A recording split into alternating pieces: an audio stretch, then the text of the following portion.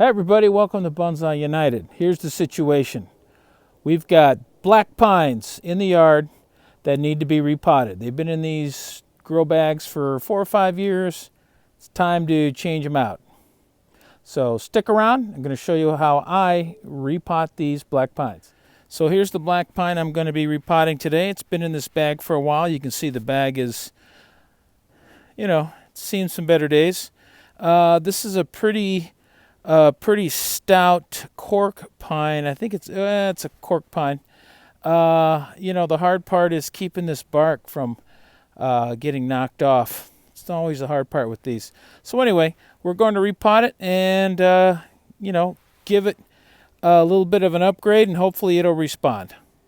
Okay, now I've cut the root bag away. That's why I like them, because they just cut away real easily. And now we're in the process of just breaking up this root ball. So I'm just gonna keep working at it.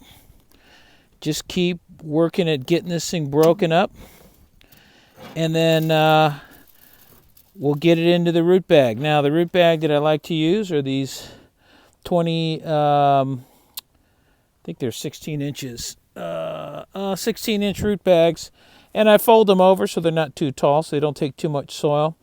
And I want to take these roots down as much as I can. Now the key here is when I work with this tree, I don't want to touch any of the bark, so I'm going to be handling the root ball most of the time when I'm handling it. I'm not going to be grabbing the tree, touching any of the bark. I'm trying not to disturb the bark.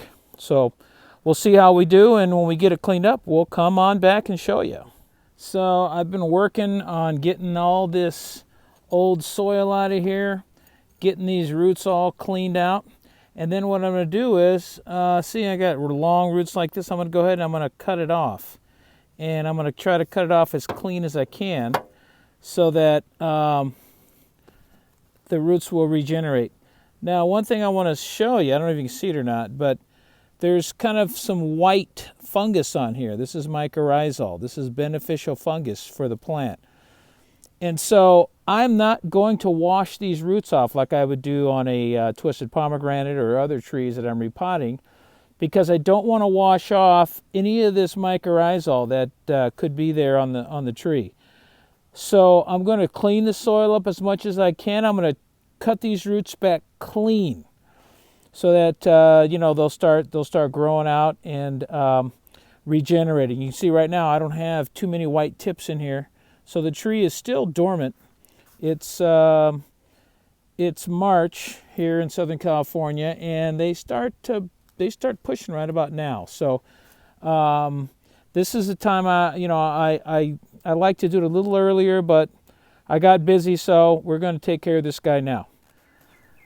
Okay, we have got this thing trimmed up, cleaned up pretty good. I think that's about as far as I'm going to go. I got it so the thing sits pretty flat. It's a little top heavy, so it's not going to sit perfectly flat, but it's pretty flat. Gotten all the big roots off the bottom, and now it's time to put it in a root bag.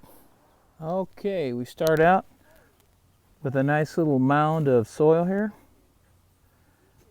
And then we're going to take the tree and we're going to stick it in there and get it all set up nice.